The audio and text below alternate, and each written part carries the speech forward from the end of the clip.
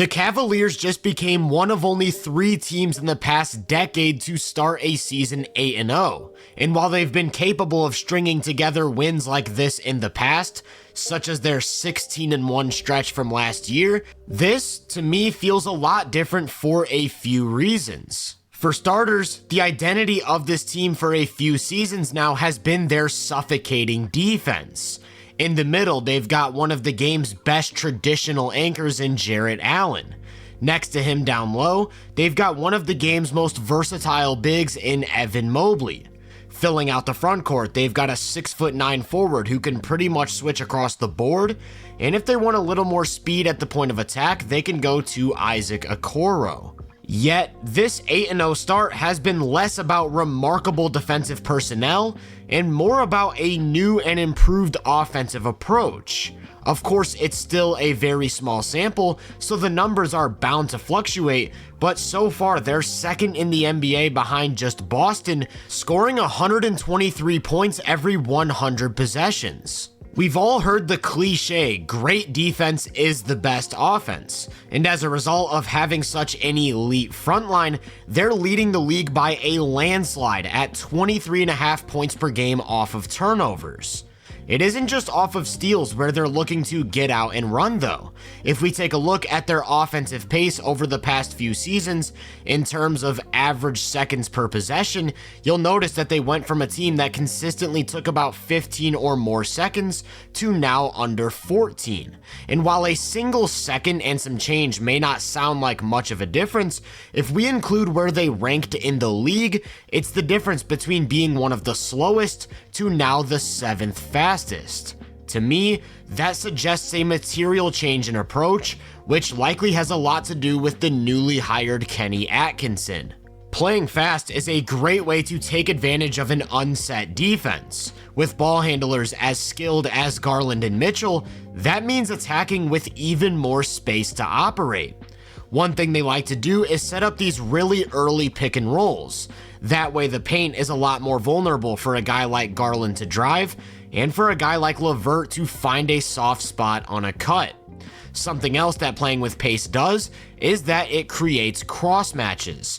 This time Evan Mobley catches the ball up top with Austin Reeves on him and uses his size advantage to get an easy bucket in close. And I actually want to focus on Mobley for a second because he's been the catalyst to this added speed and emphasis on getting out in transition.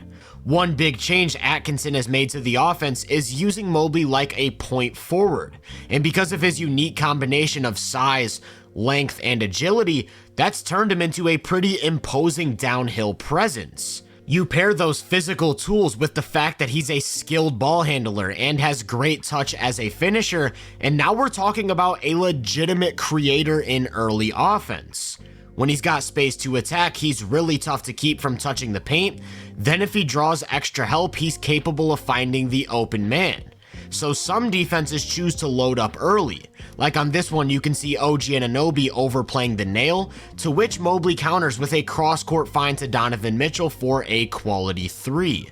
Remember what I said about pick and rolls in early offense? Well, with Mobley initiating, they'll run the inverse with either a guard or wing screening the ball, and that creates a ton of different options. If the defense decides to switch the screen, that leaves Mobley with a mismatch, to which he'll isolate from the middle of the floor and get to his spots down low with ease. If the defense decides to switch, but his man stays attached to the ball, leaving 2 on him, he'll find the open man, creating an advantage for his team to attack. If the defense attempts to avoid both a switch and a numbers advantage by having his man go under the screen, that's when you'll see him use his length and athleticism to get downhill just like in transition.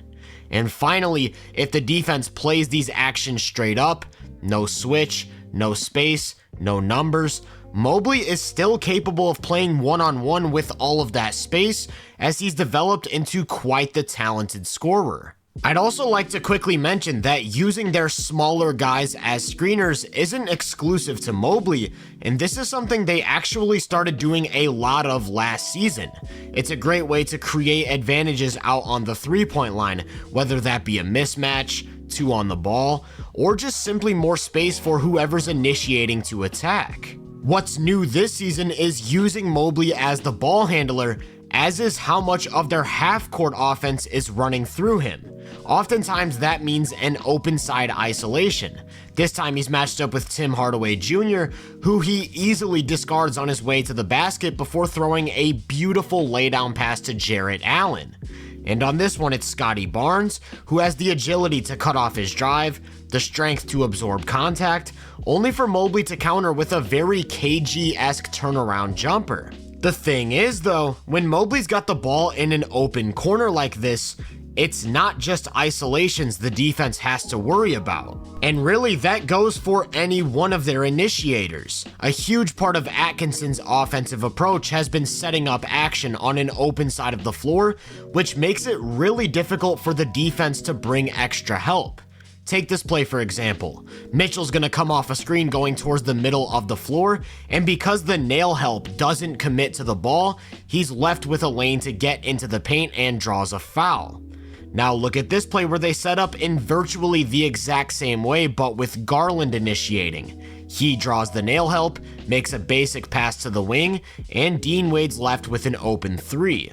Here's another one. The Knicks are gonna ice the screen, meaning nail help isn't much of a factor because they're forcing the ball baseline. Garland uses his speed to take advantage on a drive, plays in between, and gets to a floater. It isn't just Garland and Mitchell who are making the most of this added space though.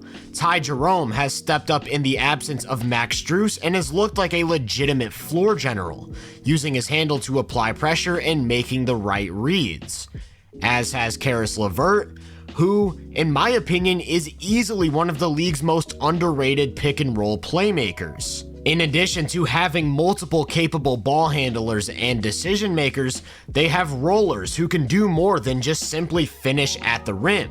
On a play like this where Jarrett Allen's expected to connect the offense out of the short roll, he's capable of finding the open man, in this case another Dean Wade triple, and that's a perfect segue into the final piece of this equation. In order for these open side attacks to work without the defense pre-rotating, those off-ball guys have to be floor spacers, and the Cavs are absolutely stacked in that department. As a team, they've made over 41% of their threes, which obviously isn't a sustainable mark, but if you go down the roster, the talent level is absolutely there. Like I said, Max Strus has yet to play a game, and not only is he knocked down as a spot up, he can hit on the move or in tight windows. The same goes for Sam Merrill, who probably should get a lot more credit in conversations about the best shooters in the NBA. For more stationary options, guys like Dean Wade and Georges Niang are capable of punishing the defense for leaving them open, and even Isaac Okoro has turned into a viable spot-up guy, especially from the corners. After that, you're just left with the ball handlers. I wouldn't label either LeVert or Ty Jerome as high-level shooters, but I would say that both are good enough to warrant attention. As for high-level shooters, that's where Garland and Mitchell come in, and I'd argue that one of the reasons they're able to coexist so well is because regardless of who's handling the ball, the other demands constant attention, not just because of their ability to knock down jumpers, but how effective they are playing off the catch. And finally, that leaves Evan Mobley, who I think is probably the most interesting piece to this equation. The reason I say that is because at the beginning of February, so nearing the end of last season, he decided that he was going to start shooting threes. Not a ton, but if he was spotting up in the corner or left with too much space at the top of the key, he'd at least try to make the defense pay. And over the last 27 games of the 2024 season, he attempted just under 2 threes a game, knocking down an impressive 41.7% of them. Now that's a minuscule sample, but it's continued into the start of this season, attempting them at about the same rate of just under 2 a game and making 40%. So something to keep your eye on as the year progresses is whether or not Mobley keeps up that added volume and whether or not he continues to capitalize. Because even if he isn't a 40% three-point shooter, just 2 or 3 attempts in the mid to high 30s can keep the defense honest and bring even more space for their guards. After all, Mitchell and Garland are 2 of the best spread pick and roll ball handlers in the league, and even with a more diverse offensive approach, those actions still account for a bulk of their shots. For Mitchell, it's all about 2 key traits. First is his elite off the dribble three-point shooting, and second is his explosiveness as a slasher, so that when bigs step up to close that space on the jumper, he's able to get around them on his way to the rim. That means a third defender typically has to get involved, and with a shooter of Garland's caliber 1 pass away, that isn't exactly easy to cover. As for Garland, he too has that high level off the dribble jumper, but his 2 key traits are his handle and passing ability, which he uses to apply pressure and play a game of cat and mouse with opposing bigs. He isn't the same caliber of athlete or interior finisher that Mitchell is, but he's great at getting into the defense, and if the big commits, he's got an easy lob. And just like with Mitchell, it's tough to bring in extra help. If the big commits to the ball, and the low man drops to tag the roll, he'll consistently make that skip pass to the open shooter. Then if it isn't Garland or Mitchell initiating these actions, it's likely one of Ty Jerome or Karis LeVert. They can make the reads, Allen can play out of the short roll, and now we're talking about a very diverse pick and roll offense. Speaking of which, not all of these spread pick and rolls are meant to create the initial advantage. Like I said, they love to play on an open side of the floor, and they'll often use that first action as a decoy to create more space.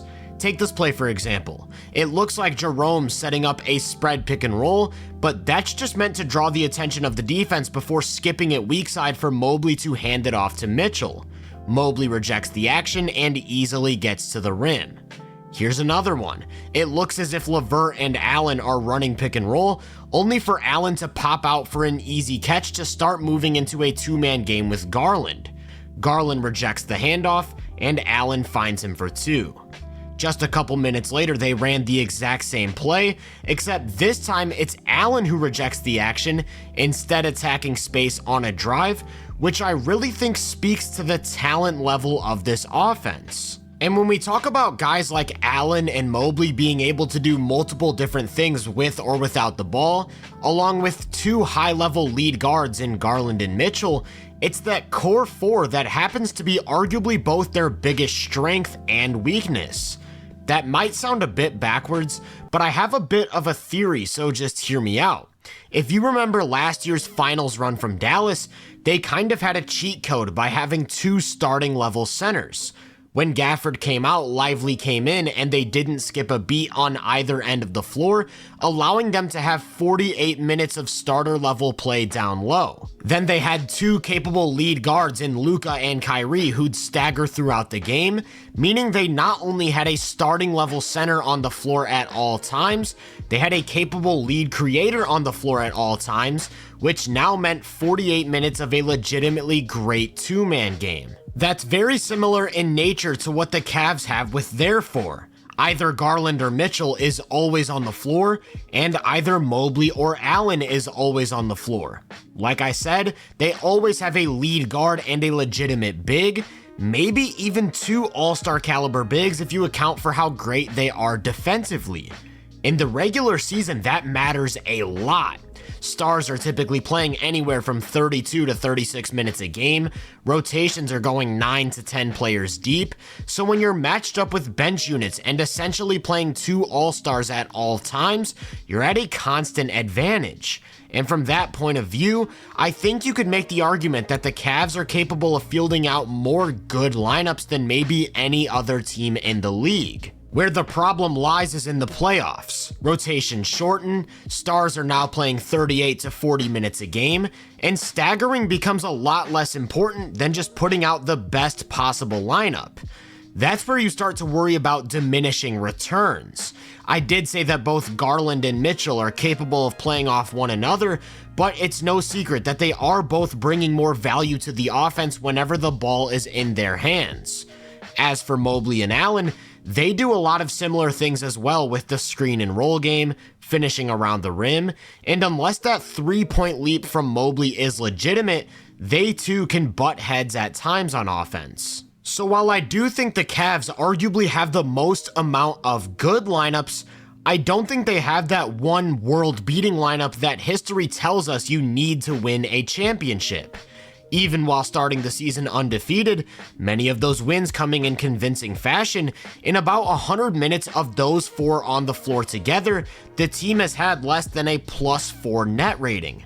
Obviously that's a small sample, but even if we go back to last year, that number is +2.6 in nearly 400 minutes.